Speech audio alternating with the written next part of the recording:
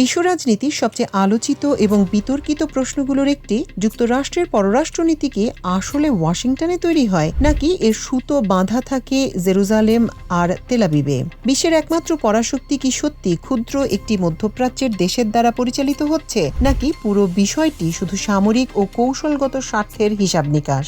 ওপর থেকে দেখলে মনে হতে পারে হোয়াইট হাউস যেন ইসরায়েলের নির্দেশ মেনেই সিদ্ধান্ত নিচ্ছে, কিন্তু পর্দার পেছনের ভূরাজনীতি কি শুধুই একতরফা আনুগত্যের গল্প, নাকি এর পেছনে লুকিয়ে আছে কর্পোরেট সাম্রাজ্যবাদ আর ক্ষমতার অন্য অঙ্ক? যুক্তরাষ্ট্রের আইনসভা ক্যাপিটল হিলে নজর দিলে দেখা যায় এক শক্তিশালী প্রভাব বলয় American Israel public affairs committee বা AIPAC, যার নাম ওয়াশিংটনের রাজনীতিতে অত্যন্ত প্রভাবশালী। মার্কিন নির্বাচনে কোটি কোটি ডলার অর্থায়ন, সেনেটর ও কংগ্রেস সদস্যদের রাজনৈতিক ভবিষ্যৎ নির্ধারণ এবং ইসরায়েল বিরোধী মতামতকে রাজনৈতিকভাবে চেপে ধরার ক্ষেত্রে এই লবিগুলোর ভূমিকা সুপরিচিত। NRA বা ন্যাশনাল রাইফেল অ্যাসোসিয়েশনের মতো অভ্যন্তরীণ লবিগুলোর মতোই AIPAC মার্কিন নীতিতে গভীর প্রভাব বিস্তার করে। কিন্তু এই লবিগুলো কি পুরো মার্কিন নীতি একাই চালনা করতে পারে? মার্কিন পররাষ্ট্রনীতিতে ইসরায়েলি লবির প্রভাব নিয়ে 2007 সালে প্রখ্যাত আন্তর্জাতিক সম্পর্ক বিশেষজ্ঞ অধ্যাপক জন মিয়ারশেইমার এবং হার্ভার্ডের অধ্যাপক স্টিফেন ওয়াল্ট একটি বিশ্ব আলোড়ন সৃষ্টিকারী বই প্রকাশ করেন। তাদের বিশ্লেষণ অনুযায়ী আমেরিকান ইহুদি জনগোষ্ঠীর একটি অংশ ও ডানপন্থী খ্রিস্টান ইভাঞ্জেলিক্যালরা মিলে এমন এক প্রভাবশালী ব্যবস্থা গড়ে তুলেছে যা যুক্তরাষ্ট্রের জাতীয় স্বার্থের চেয়ে ইসরায়েলের স্বার্থকে অগ্রাধিকার দিতে বাধ্য। স্টিফেন ওয়াল্টের মতে এই সম্পর্ক স্রেফ কৌশলগত নয়, এর শেকড় মার্কিন অভ্যন্তরীণ রাজনীতি, নির্বাচনী তহবিল এবং রাজনৈতিক সমর্থনের জটিল সমীকরণে প্রথিত। তবে সব বিশ্লেষক এই ইসরায়েলি নিয়ন্ত্রণ তত্ত্ব মানতে নারাজ। মধ্যপ্রাচ্য বিষয়ক সাবেক মার্কিন কূটনীতিবিদ ডেনিস রস এবং অনেক প্রগতিশীল গবেষকের মতে মার্কিন যুক্তরাষ্ট্র কখনো অন্যের আদেশে চলে না। যুক্তরাষ্ট্র মধ্যপ্রাচ্যে ইসরায়েলকে সমর্থন দেয় মূলত নিজের সামরিক ও কর্পোরেট স্বার্থে।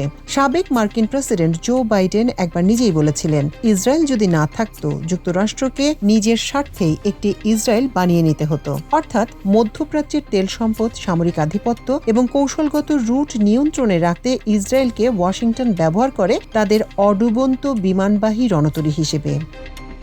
এই বক্তব্যের সপক্ষে প্রমাণও আছে।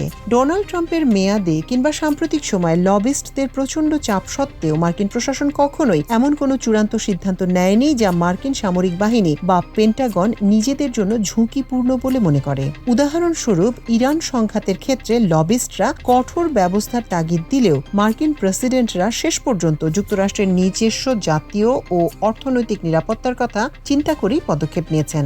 লবিং ব্যবস্থা মূলত সেই সুবিধার অংশ যার মাধ্যমে মার্কিন কর্পোরেট স্বার্থ ও সামরিক শিল্পের লাভ বজায় রাখা হয়।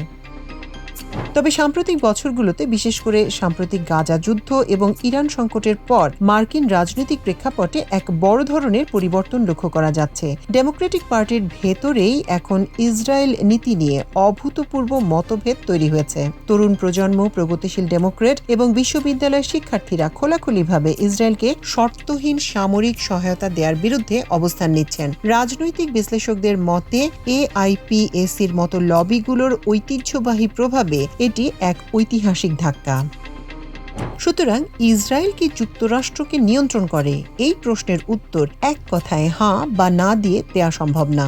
ইসরায়েলি লবি মার্কিন রাজনীতিতে অত্যন্ত শক্তিশালী, এটা অস্বীকার করার উপায় নেই। কিন্তু ওয়াশিংটন কোনো পুতুল সরকার নয়। যতক্ষণ পর্যন্ত ইসরায়েলের স্বার্থের সাথে মার্কিন সাম্রাজ্যবাদী ও সামরিক শিল্প খাতের স্বার্থ মিলে যায়, ততক্ষণ এই বন্ধন অটুট। কিন্তু যেদিন মার্কিন রাষ্ট্র মনে করবে এই সম্পর্ক তাদের নিজস্ব অস্তিত্ব বা বৈশ্বিক আধিপত্যের জন্য হুমকি, সেদিন ওয়াশিংটনের সিদ্ধান্ত বদলাতে সময় লাগবে না।